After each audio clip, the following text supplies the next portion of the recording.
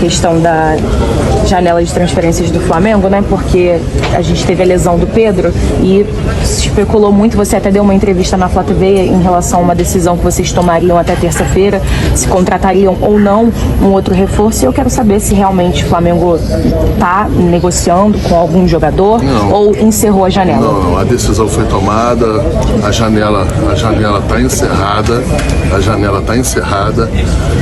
o Flamengo contratou 4 jogadores no começo do ano, 4 agora, no total de 8 jogadores.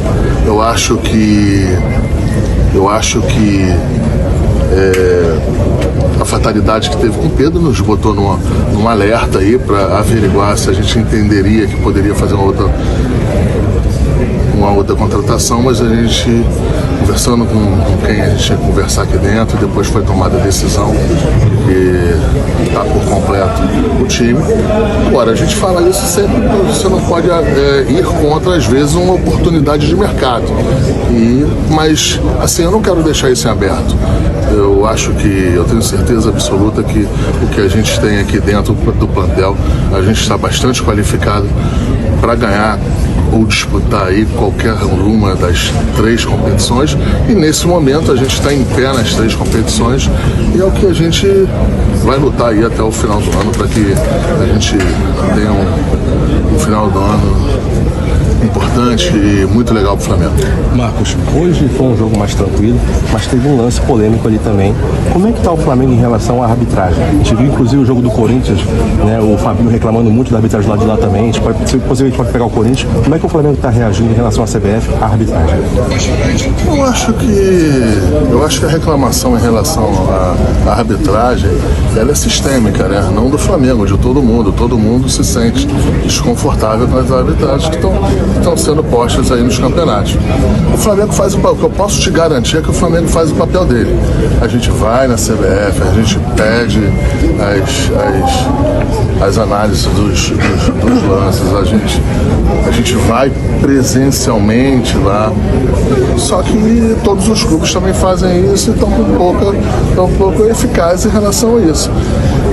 Cara, você tem que achar que isso aí tem uma tendência ou poderia melhorar daqui pro final, onde estão os jogos teoricamente mais importantes, onde se afunila as competições, e vamos ver se não tem erro de arbitragem nem te beneficiando, nem te prejudicando. É isso que a gente espera e isso que o Flamengo espera, isso que o Flamengo luta desde o começo. Agora com a ausência do Pedro surge essa possibilidade do Gabigol ter mais oportunidades e principalmente, né, poder retomar esse protagonismo que a gente já viu o Gabi muitas vezes retomando.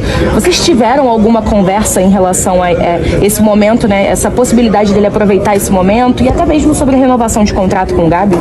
Como é que tá isso? Não, em relação à renovação de contrato, está da mesma maneira que estava até agora. O que se teve, o Gabriel é um jogador experiente, não é nenhuma criança.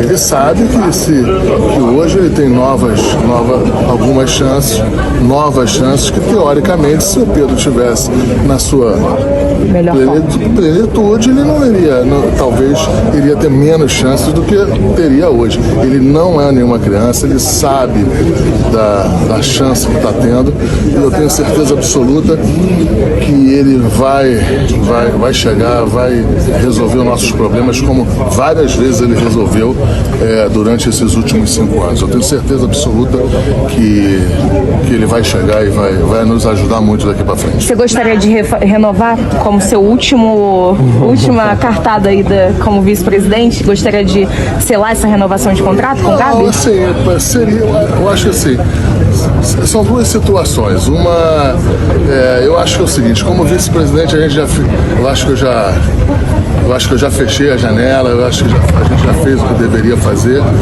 Agora, as renovações, as ampliações de contrato, elas são feitas sistematicamente lá dentro do Flamengo. Isso acontece muito com jogadores que sobem na base, que você tem que fazer alguns reajustes. Isso a gente faz sempre.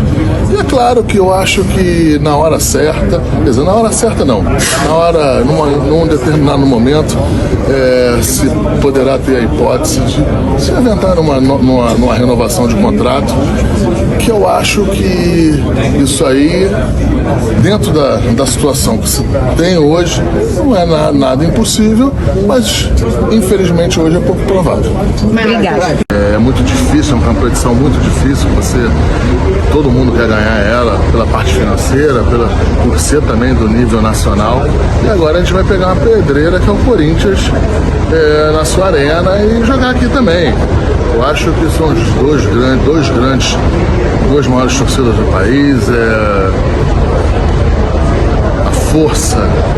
A força desses times aí quando vão para campo numa semifinal, você nem difere de quem está melhor ou quem está pior. Eu acho que é uma semifinal que será jogada dentro de campo e eu acredito, tomara que o Flamengo possa passar para a gente ir para mais uma final, que é o que o torcedor quer, o que todos nós aqui queremos. Tite, Raíza Simplício aqui da Gol Brasil. Eu queria saber de você como é que está a conversa. Você citou que você tem 3 opções no ataque, né? O Bruno Henrique, para o próximo jogo você ganha o Carlinhos, e também tem o Gabigol ali no ataque. Nos últimos dias, algumas notícias de que o Flamengo estava procurando uma opção para o ataque. Saiu lá na Argentina que você chegou a fazer contato com o Benedetto, né, tendo interesse na contratação do Benedetto. Queria saber se o Flamengo, na visão da comissão técnica, precisa de mais um jogador para a posição e se de fato houve esse contato com o Benedetto da sua parte. Obrigado pela pergunta, porque assim, nós estamos num momento que tem muita fake news e tem muita informação errada. A informação é mentirosa e quem disse mentiu. Não estou dizendo que é mentiroso, mentiu. Eu gostaria de saber o nome da pessoa, até para dar no ar para todo mundo, porque é fácil dizer assim, ó, falaram, e aí todos vocês ficam envolvidos. Aí a imprensa falou, não é a imprensa falou. É uma matéria da Tice Esportes. Então essa matéria da Tice Esportes, e o cara que assinou, a informação, eu quero saber o nome, dá o nome dele.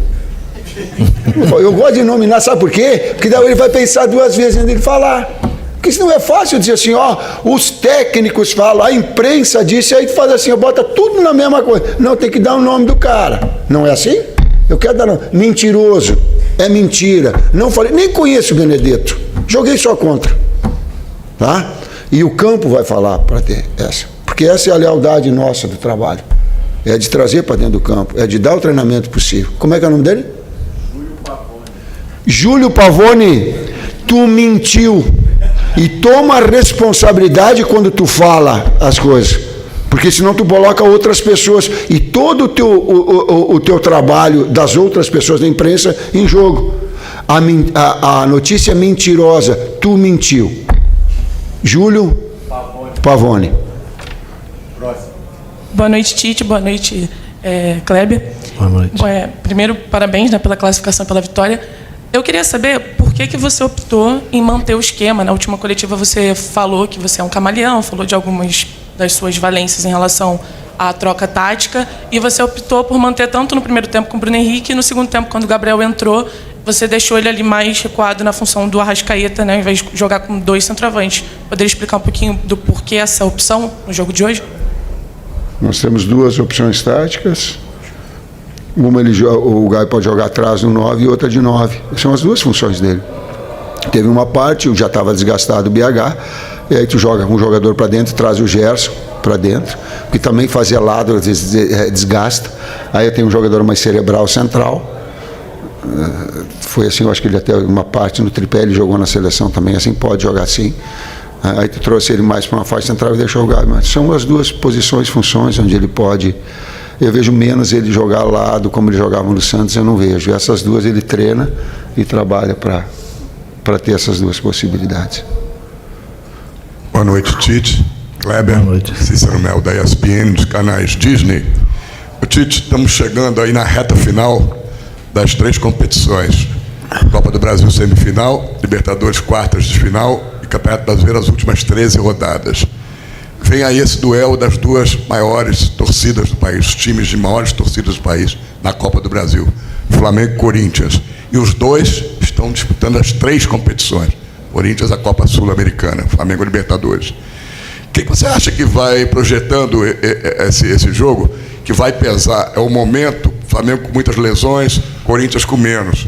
O Flamengo desgastado aí, com tantos jogos, Corinthians também. O que nesse duelo você pode projetar? Quem vai levar vantagem? Em que aspecto de tudo isso que eu falei? Quem chegar mais inteiro, com menos jogadores machucados, você acha que leva uma grande vantagem nesse confronto? Esse é um aspecto. Esse é um dos aspectos, sim. Esse é um dos aspectos. Quando tu tem um jogador e um jogador fresh, ele consegue pensar e traduzir isso nas ações com maior rapidez, com maior naturalidade. Esse é um dos fatores. Vai pesar a confiança, vai pesar o sistema, a coordenação dos movimentos, ter os atletas disponíveis, um conjunto, o momento de cada um que cada um tiver. Apoio do torcedor. Obrigado de novo, torcedor. Tem alguns momentos que a gente tem que ficar com a bola e às vezes tocando um pouquinho de lado. Entenda um pouquinho essa bola e para a gente chegar na frente, às vezes a gente tem que tocar atrás, para o lado, para goleiro, para inverter, para desgastar também um adversário, para depois atacar. Se a gente imaginar um pouquinho, o basquete ele te traz.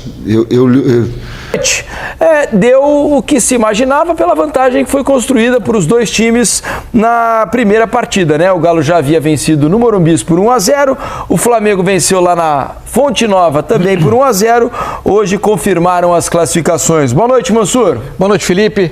Boa noite, Alex, todo mundo que assiste o Troca. Eu acho que dos